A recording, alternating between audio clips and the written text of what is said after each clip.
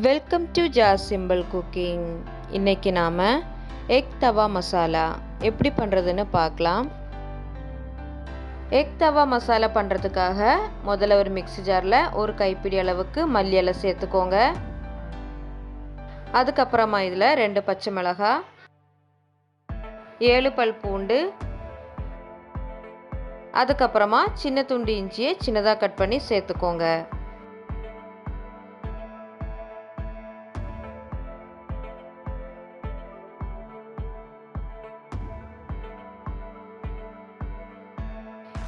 இப்போ எல்லாம் சேர்த்து நல்லா நைஸாக அரைச்சி எடுத்துடலாம். நல்லா அரைச்சி எடுத்தாச்சு. இப்போ இது சைடில் எடுத்து வச்சிடலாம். அதுக்கப்புறமா நான் இங்கே 3 தக்காளி எடுத்திருக்கேன். இதை இப்போ சின்ன துண்டுகளாக கட் பண்ணிக்கலாம். கட் பண்ணியாச்சு. இப்போ இதை ஒரு மிக்ஸி ஜாருக்கு மாற்றி நல்லா நைஸாக அரைச்சி எடுத்துடலாம்.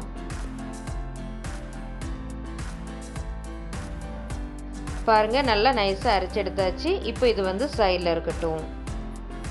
அதுக்கப்புறமா ஸ்டவ் ஆன் பண்ணி ஒரு தவா வச்சுக்கோங்க. அதில் 4 ஸ்பூன் அளவுக்கு எண்ணெய் சேர்த்துக்கோங்க.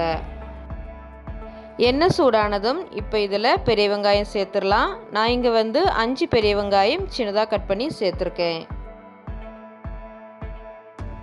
சேர்த்துட்டு நல்லா கலந்து விட்டுக்கோங்க. இது நல்லா வதங்கி இதோட நிறம் மாறி நல்லா பொன்னிறமாகிற வரைக்கும் நாம் இதை நல்லா வதக்கிடலாம். இப்போ வெங்காயம் நல்லா வதங்கி நல்லா பொன்னிறம் ஆயிடுச்சு. நல்லா கலந்து விட்டுக்கோங்க. அதுக்கப்புறமா இதில் நம்ம ஏற்கனவே அரைச்சி வச்சுருந்த கொத்தமல்லி, இஞ்சி பூண்டு பேஸ்ட்டை சேர்த்துடலாம். சேர்த்துட்டு நல்லா கலந்து விட்டுக்கோங்க. இஞ்சி பூண்டோட பச்சை வாசனை போகிற வரைக்கும் நாம் இதை நல்லா வதக்கிடலாம்.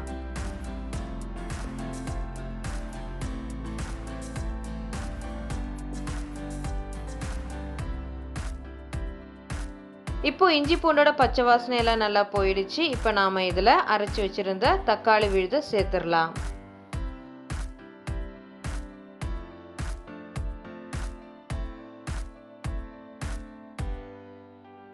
சேர்த்துட்டு நல்லா கலந்து விட்டுக்கோங்க.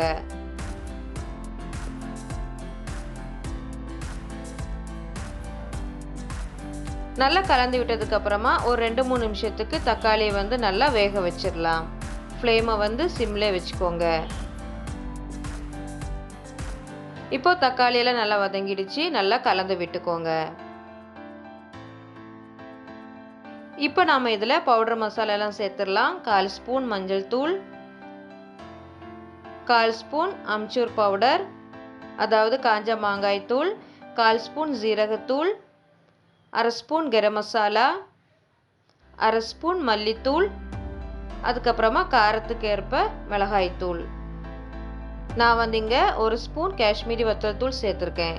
அதுக்கப்புறமா இதில் தேவைக்கேற்ப உப்பு சேர்த்துட்டு நல்லா கலந்து விட்டுக்கோங்க. மசாலாவோட பச்சை வாசனை போகிற வரைக்கும் இது 1 நிமிஷத்துக்கு நல்லா வதக்கிடலாம்.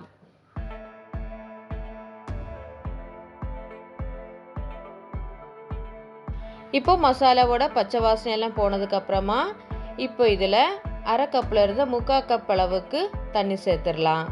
சேர்த்துட்டு நல்லா கலந்து விட்டுக்கோங்க.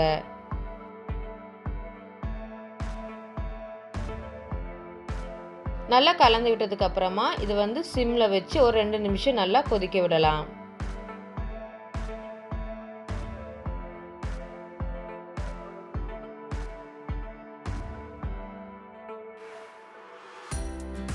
இப்போ 2 நிமிஷம் போல் ஆயிருக்கு. நல்லா கலந்து விட்டுக்கோங்க. கிரேவி நல்லா திக்காக வந்திருக்கு. இப்போ இதில் முட்டையை சேர்த்துடலாம். நான் இங்கே 5 முட்டையை வேக வச்சு 2ஆக கட் பண்ணி வச்சுருக்கேன். இப்போ ஒன்றா எடுத்து நம்ம இந்த மசாலா மேலே வச்சிடலாம்.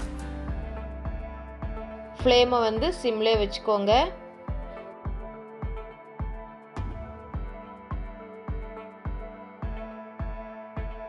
இப்போ எல்லா முட்டையும் நம்ம மசாலா மேலே வச்சாச்சு. இப்போ முட்டையோட மேலேயும் நம்ம வதக்கி வச்சிருக்கிற மசாலாவை சேர்த்துடலாம்.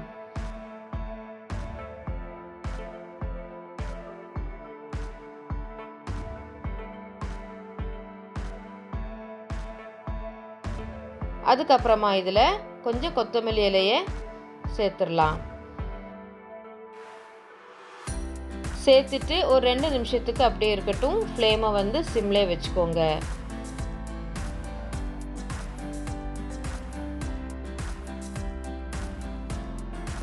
இப்போ 2 நிமிஷம் போல் ஆயிருக்கு. நம்ம எக் தவா மசாலா வந்து ரெடி ஆயிட்டு இப்போ நம்ம ஸ்டவ்வை ஆஃப் பண்ணிடலாம். இது வந்து சப்பாத்தி, ரொட்டி, ஆப்பத்து கூடையில் வச்சு சாப்பிட்றதுக்கு ரொம்ப நல்லாயிருக்கும். டேஸ்ட்டு வந்து ரொம்ப சூப்பராக இருக்கும்.